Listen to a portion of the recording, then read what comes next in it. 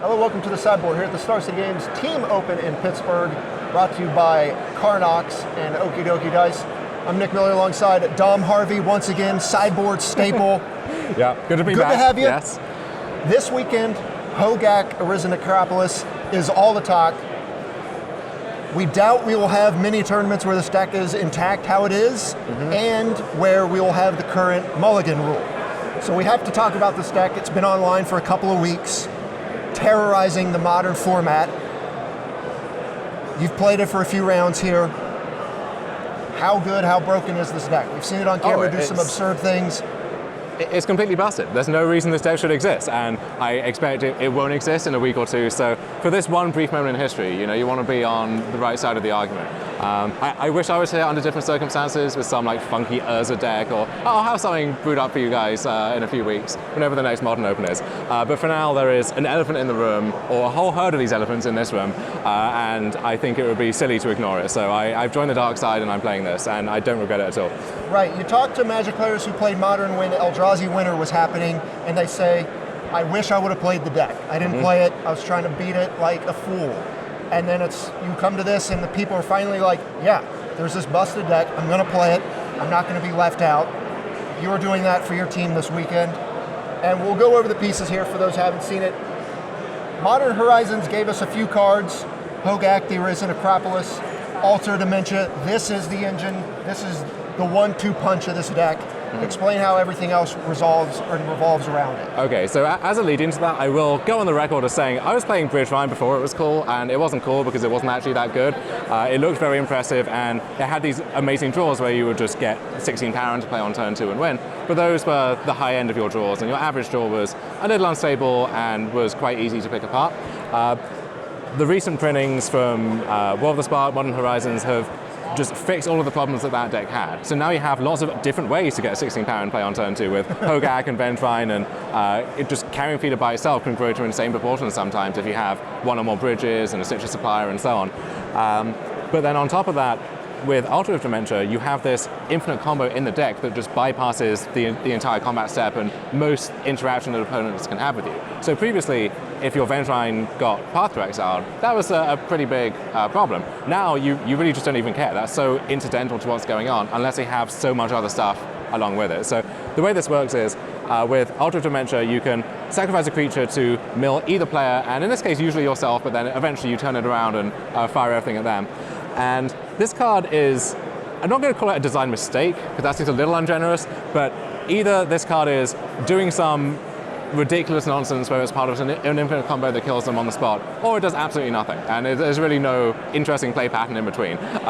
So I was a little surprised when I saw this card pop up in the Modern Horizons spoiler, but very excited, because this is the kind of thing that you can do some truly absurd things with.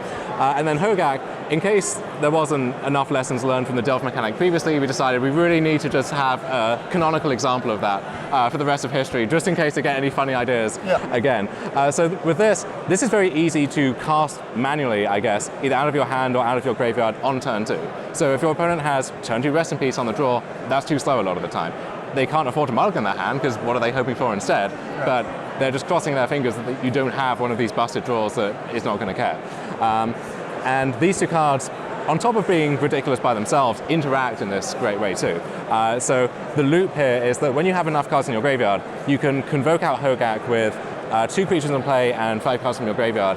And then with Bridge from Below, you can effectively keep looping Hogaks, because to cast it, you're just exiling cards and then tapping creatures. Bridge is giving you more creatures, and Alter, sacrificing the first Hogak, is milling yourself. So both of those requirements are self-perpetuating, and eventually you get to the point where each iteration of that is getting you more zombies and more cards, and at that point you have this massive board presence, and you can turn the Alter around on them and mill their entire deck in one go.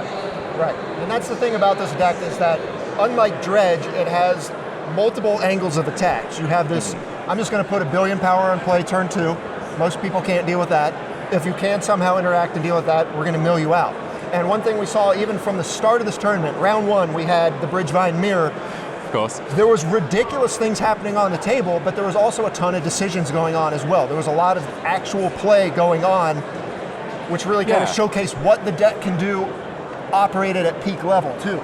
There are so many abilities and triggers and these tiny sequencing decisions which a lot of the time don't actually matter because it's such massive overkill that even if you're playing at a 70% clip, you're still going to win a lot of those games. But yeah, the times when you know your opponent has exactly Ravenous Trap because that's what their turn 1 play suggests, and so you have to think, well, I need to play my fetch land on turn 1, so the next turn when I sack my Neonate, that's only 2 cards in the bin, so my BridgeVine is safe from just stuff like that, where you really have to be reading your opponent, thinking on the fly, and working out how to sequence everything properly. Right, and that's one thing this deck does really well, is it does its busted thing no matter what, if it's not interrupted. Yeah. But the real question is here, people knew about this deck coming into the weekend. People knew they needed to have sideboard hate, and they have it.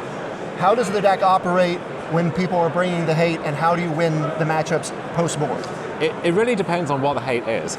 So in round 1 of this tournament, I had to go off through double Nihil Spellbomb on the board, and I had to hit some right things at the right times, but most graveyard combo decks, that would be lights out, right? If you couldn't sidestep or remove those Spellbombs somehow, you'd be dead to rights. But with this deck, you can just power through that. So it has to be exactly Lay on the Void or Rest in Peace a lot of the time, or I guess Yix's Jailer, but that one's on the board, and that one topples over in a light breeze, so you can remove that various ways. And they need to have that. They need to have it probably in both post-board games, and even if they're playing a main deck, you know, there's enough other non-Hogak decks here that if you keep a hand based on its strength against Hogak, you find yourself against Mono Red Phoenix or humans, and you're far behind. So it places the format in this weird position where the tools are there to beat it, and you have to play them, and people are playing them, but you can't play too many, and a lot of the time they don't actually matter that much anyway. So you brought up the Eldrazi winner comparison, where one of the big strengths of that deck was there really wasn't a way to attack it. It was just playing cheap, undercosted threats with the best interaction, and there's no one sideboard card that really gets around that. You had to look at strategies which are fundamentally doing something different, like Lantern or Elves, or these weird decks which came to prominence for that brief moment because they were good against Eldrazi. With this deck, you can take what you're playing and add some ley lines and I guess call it a day, even though it's, you can convince yourself that that's good enough, you know? So in that sense, I guess it is slightly healthier, but it's still massively unhealthy. And as I said, I think this is the one tournament where people will get to play it, and lots of people are taking that opportunity.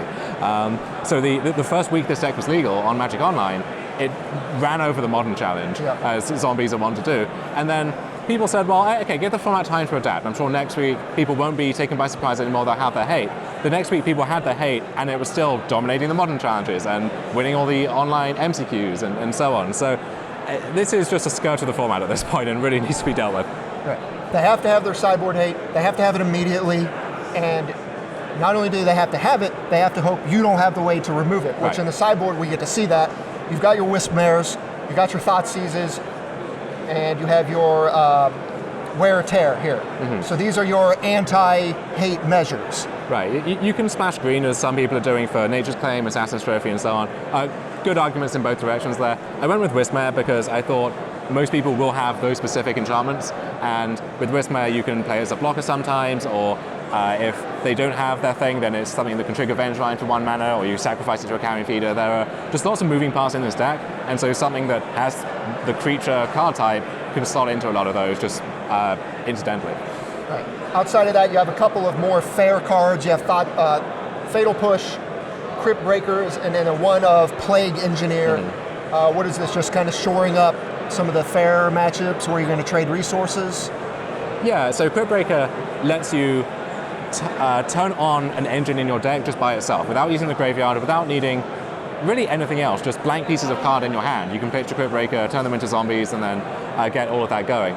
So against a deck like Blue-White, for instance, or some of these creature decks where you expect the ground to get stored and for them to have hate, you play a turn on Crypt Breaker, that changes the dynamic of the game in a way that they really have to deal with. Because they can lock out your graveyard, but if you're making a bunch of zombies every turn and you have enough cheap zombies that sometimes you go turn on Crypt Breaker, turn to Citrus Supplier Gravecrawler or something, and then activate Crypt Breaker, draw a card, and you're already going off in a sense. So it just is a new angle of attack. And then the one Plague Engineer, you've seen quite a few lists. It's surprisingly good in the mirrors because they degenerate into this almost fair-ish slugfest where everyone needs ley lines, everyone needs answers to the opponent's ley lines, and so you can't really afford to leave these combo pieces in your deck because you don't have the cards to use with them. So you have to be BridgeVine circa 2018 at which point play engineer on zombie or whatever is actually a pretty significant play, but also very good against human smurfo, because this is the insight you pay me for, obviously. And then even stuff like Devoted Druid, where you shut off Brazier of Remedies automatically through Giver of Runes, and then also some other things as well. Okay. All right, so we talked about the deck, how it operates against the hate. How do you feel the deck's going to perform this weekend? There's honestly not as much Hogak as we thought we were going to see. There's still a lot. Okay. But there really isn't these triple Hogak teams and that kind of thing running around. Yeah. What do you think the success rate is going to be? What do you think the ban is going to be, if there is one? So there is a lot of, I don't think modern deck choices are very flexible or liquid a lot of the time. Yeah, if you're just turning up for this tournament with your friends, it's hard to justify obtaining 3 copies of a Hogak deck that you think is going to be banned in 2 weeks, right? It's a hard thing to justify. I think if everyone had their eyes on the prize and had perfect access and everything was just on the table, then you see even more Hogak. But it reminds me of when Dredge was becoming popular and extended over a decade ago. You had this Pro Tour which was dominated by Dredge in the sense that every deck had 7 sideboard cards and main deck hate and tutors for their hate and so on. And Dredge didn't actually perform all that well, but it still had this massively warping effect on the format to the point where it was unhealthy. So I think even if Hogak underperforms this weekend, you'll see some people say, well, okay, clearly people were saying the sky is falling when it isn't, but that doesn't actually signify what they're suggesting, maybe. So I think something needs to be done. I think something will be done. It looks pretty bad if a high-level tournament like an Invitational or a Pro Tour is just overrun by Hogak mirrors and turn 0 ley lines and all of that nonsense. So I imagine they might just kick Ultra Dementia back through the revolving door. I could see that. You don't really want to touch the cards that have just been printed and might have other applications, so maybe it's time for Faithless to go. Finally, but this is the straw that broke the camel's back, like the straw that weighs 100 pounds and is made of iron, just crashing down, killing that camel. I can see Bridge from Below too. Again, in the same vein as Alta, no one's doing anything fair with Bridge from Below. Just a very strange card, Future Sight's finest, so that one could go too, and no one would shed many tears, I think.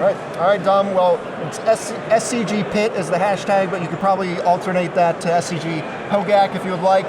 You filled us in on the deck. Thanks for joining me as usual. No problem. Stay tuned to Star City Games all weekend long for the action here in Pittsburgh.